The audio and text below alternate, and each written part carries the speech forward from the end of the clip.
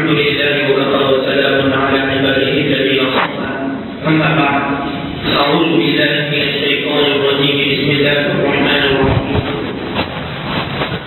ولا تقولن لشيء إني فاعل ذلك غدا إلا أن يشاء الله واذكر ربك إذا نسيت وقل عسى أن يهديني ربي لأقرب من هذا رشدا صدق الله مولانا العظيم. بزرگان محترم، عزیز دوستو، میرے دینی ایمانی بھائیوں،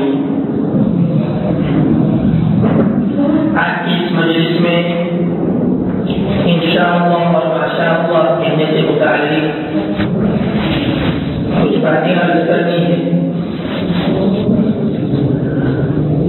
قرآن مجید کی جو آیت کریمہ آپ کے سامنے پڑھی گئی، اس کے پس منظر میں مفسرین حضرات لکھتے ہیں کہ مشرکین مکہ نے یہود کے سکھانے سے نبی اکرم صلی اللہ علیہ وسلم سے اصحاب کہف کا قصہ پوچھا. کیونکہ اصحاب کہف کا قصہ ہزاروں سال پہلے کا قصہ تھا، اور اس سے یہود اور مشرکین کا مقصد نبی اکرم صلی اللہ علیہ وسلم کا امتحان لینا تھا کہ جب آپ نبی ہیں، نبوت کی دعوے دار ہیں، تو جواب دو. اللہ کے نبی نے فرمایا کہ میں کل اس کا جواب دوں گا اور انشاءاللہ کہنا بھول گئی. اللہ کے نبی کا ایک خیال تھا کہ کل جب حضرت جبرائیل علیہ السلام تشریف لائیں گے تو میں ان سے معلوم کر کے بتا سکتا، لیکن حضرت جبرائیل علیہ السلام 15 دن تک تشریف نہیں لائے. اللہ کے نبی بہت غمگین ہوئے، مشرکین نے ہنسنا شروع کر دیا. آخرکار 15 دن کے بعد حضرت جبرائیل علیہ السلام آئے اور اصحاب کہف کا مفصل قصہ لے کر اترے. اسی وقت قرآن مجید میں سورہ کہف کی یہ جو آیتیں جو آپ کے سامنے پڑھی گئی، تنبیہ کے طور پر اور نصیحت کے طور پر ہوتی ہے کہ جب بھی آپ کسی سے کوئی وعدہ کر لیا کریں تو انشاءاللہ کہہ لیا جائے. انبیاء کرام علیہ السلام کے مرتبے بہت اونچے ہوا کرتے ہیں. جتنے اونچے ان کے مرتبے ہوتے ہیں اتنی اونچی ان کی پہنچ ہوا کرتی ہے.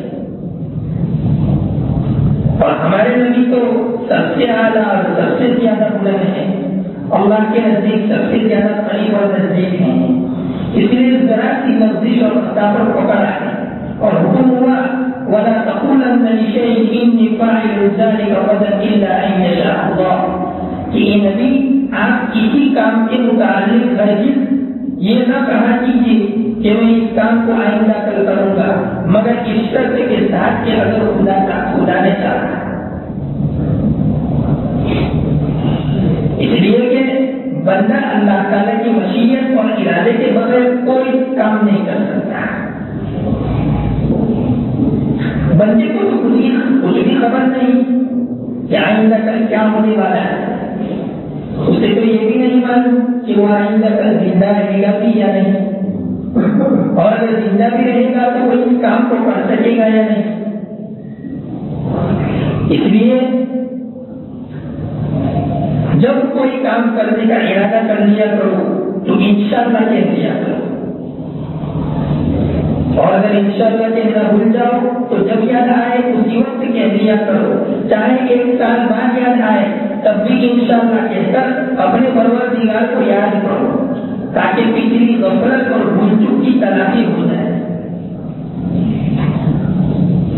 بہرحال اللہ تعالیٰ نے نبی اکرم صلی اللہ علیہ وسلم کو حکم دیا کہ جب کوئی کام کرنے کا ارادہ کرو تو انشاءاللہ کہہ دیا کرو، اور اگر بھول جاؤ تو جب یاد آئے اسی وقت کہہ دیا کرو. اس کے بعد اللہ تعالیٰ نے نبی اکرم صلی اللہ علیہ وسلم سے فرمایا قُلْ عَسَىٰ أَن يَهْدِيَنِ رَبِّي لِأَقْرَبَ مِنْ هَٰذَا رَشَدًا. کہ نبی آپ کہہ دیجیے کہ یہ قریش تم اصحاب کہف کے قصے سے تعجب نہ کرو. اللہ تعالیٰ سے مجھے امید ہے کہ جو کچھ تم سوال کرو گے اللہ تعالیٰ وہی کے ذریعے اس سے بڑھ کر مجھے بتلا دے گا۔ چنانچہ اللہ تعالیٰ نے ہمارے نبی کو حضرت آدم علیہ السلام کی تخلیق تک کی باتیں بتایا کہ حضرت آدم علیہ السلام کو کس طرح پیدا کیا گیا۔ خلاصہ کلام یہ ہے کہ اللہ تعالیٰ نے ہمارے نبی کو اور نبی کے واسطے سے پوری امت کو یہ ہدایت دی ہے کہ انشاءاللہ یہ بڑا برکتی جملہ ہے، اس کے ذریعے اللہ تعالیٰ اگلی اور پچھلی باتوں کی ہدایت کرتے ہیں۔ تو قرآن مجید کی روشنی میں انشاءاللہ کے بارے میں کچھ معلومات آپ کے سامنے آئی۔ حدیث پاک سے بھی معلوم ہوتا ہے کہ انشاءاللہ کہنا صرف نبی اکرم صلی اللہ علیہ وسلم اور آپ کی امت کے لیے سنت اور مستحب نہیں ہے، بلکہ پہلے نبیوں اور ان کی قوموں کے لیے بھی سنت اور مستحب تھا۔ چنانچہ حضرت سلیمان علیہ السلام کے واقعے میں ہے کہ جب وہ انشاءاللہ کہنا بھول گئے تو حضرت جبرائیل علیہ السلام وہی لے کر آئے اور ان کو انشاءاللہ کہنے کی دعوت دی۔ واقعہ اس طرح ہوا، حضرت ابو ہریرہ رضی اللہ تعالیٰ عنہ فرماتے ہیں کہ نبی اکرم صلی اللہ علیہ وسلم نے فرمایا کہ ایک دن حضرت سلیمان علیہ السلام نے یہ ارادہ کیا کہ آج رات میں اپنی نویں بیویوں کے ساتھ مباشرت اور صحبت کروں گا، جس کے نتیجے میں ہر بیوی ایک بہادر مرد چلے گی جو اللہ کے راستے میں جہاد کرے گا۔ حضرت سلیمان علیہ السلام نے اپنے اس ارادے کے وقت انشاءاللہ نہیں کہا۔ حضرت جبرائیل علیہ السلام وہی لے کر آئے اور کہا کہ انشاءاللہ کہہ دیجیے، لیکن آپ انشاءاللہ کہنا بھول گئے۔ بہرحال حضرت سلیمان علیہ السلام نے اپنے ارادے کے مطابق اس طرح اپنی 90 بیویوں کے ساتھ مباشرت اور صحبت کی، لیکن ایک بھی بیوی حاملہ نہیں ہوئی، صرف ایک بیوی حاملہ ہوئی، اس نے بھی ادھورا بچہ تھا۔ اس واقعے کو بیان کرنے کے بعد نبی اکرم صلی اللہ علیہ وسلم فرماتے ہیں کہ اس ذات کی قسم جس کے قبضے میں محمد کی جان ہے، اگر حضرت سلیمان علیہ السلام انشاءاللہ کہہ دیتے تو یقیناً ہر بیوی سے ایک بیٹا پیدا ہوتا اور وہ سب کے سب اللہ کے راستے میں جہاد کرتے اور وہ سب کے سب بہادر مرد ثابت ہوتے۔ اس حدیث سے پاک سے بھی معلوم ہوا کہ کسی بھی کام کے ارادے کے وقت انشاءاللہ کہہ جانا چاہیے، اس لیے کہ اللہ تعالیٰ کی مشیت اور ارادے کے بغیر کوئی چیز وجود میں نہیں آ سکتی۔ بندے کی وہی خواہش پوری ہو سکتی ہے جس میں اللہ تعالیٰ کا ارادہ بھی شامل ہو۔ اس لیے فرشتے نے حضرت سلیمان علیہ السلام کو یاد دلایا کہ آپ نے اپنے ارادے کے ساتھ اللہ تعالیٰ کی مشیت کو وابستہ نہیں کیا، اس لیے آپ کے ارادے کا مکمل ہونا یقینی نہیں ہوا۔ آپ اب بھی انشاءاللہ کہہ دیجیے۔ حضرت شیخ عبدالحق محدث دہلوی رحمۃ اللہ علیہ لکھتے ہیں کہ فرشتے کے یاد دلانے کے باوجود حضرت سلیمان علیہ السلام نے انشاءاللہ نہیں کہا۔ شاہی مشکات ملا علی قاری رحمۃ اللہ علیہ لکھتے ہیں کہ فرشتے کے یاد دلانے کے باوجود حضرت سلیمان علیہ السلام نے انشاءاللہ اس لیے نہیں کہا کہ چونکہ لفظ انشاءاللہ کی نیت دل میں موجود تھی تو زبان سے کہنا کوئی ضروری نہیں ہے۔ بہرحال محدثین حضرات لکھتے ہیں کہ حضرت سلیمان علیہ السلام کا انشاءاللہ نہ کہنا یہ ان کی خطا تھی اور یہ اللہ تعالیٰ کی جانب سے ان کی آزمائش تھی۔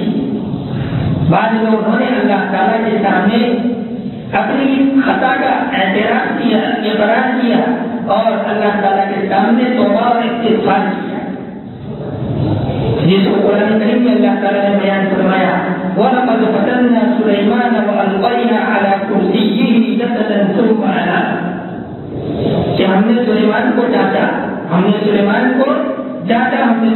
کا امتحان لیا اور اس کے طرف پر ایک ادھورا بچہ ڈال دیا، پھر وہ اللہ تعالیٰ کی طرف متوجہ ہوئی۔ تفسیر عثمانی میں لکھا ہے کہ دل میں یاد ہونے کے باوجود حضرت سلیمان علیہ السلام نے انشاءاللہ نہیں کہا تو خدا کا کرنا ایسا ہوا کہ ایک بھی عورت نے بچہ نہیں چلا، صرف ایک عورت نے بچہ چلا، وہ بھی ادھورا بچہ چلا۔ بعض مفسرین لکھتے ہیں کہ وہ دائر نے وہی مذکورہ بچہ حضرت سلیمان علیہ السلام کے سخت پر ڈال دیا کہ وہ یہ آپ کی قسم کا نتیجہ ہے۔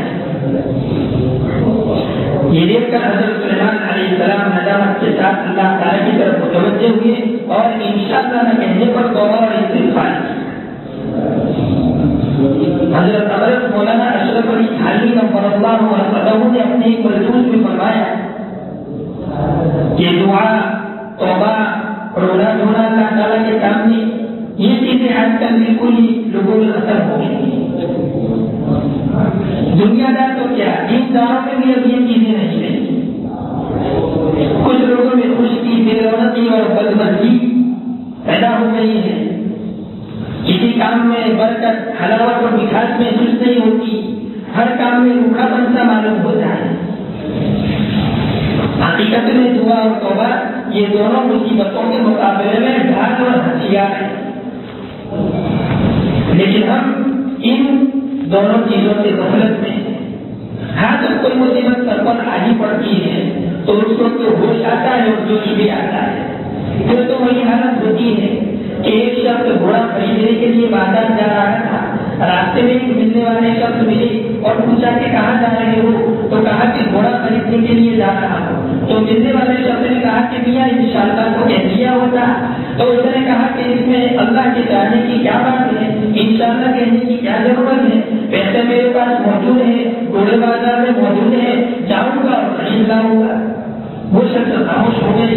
وہ شخص بازار پہنچا، گھوڑا پسند کیا، سودا طے کیا، اور جب روپیے دینے کے لیے جیب پر ہاتھ ڈالا تو جیب ہی نہیں تھی، کسی جیب گرد نے ان کی جیب اڑا لی۔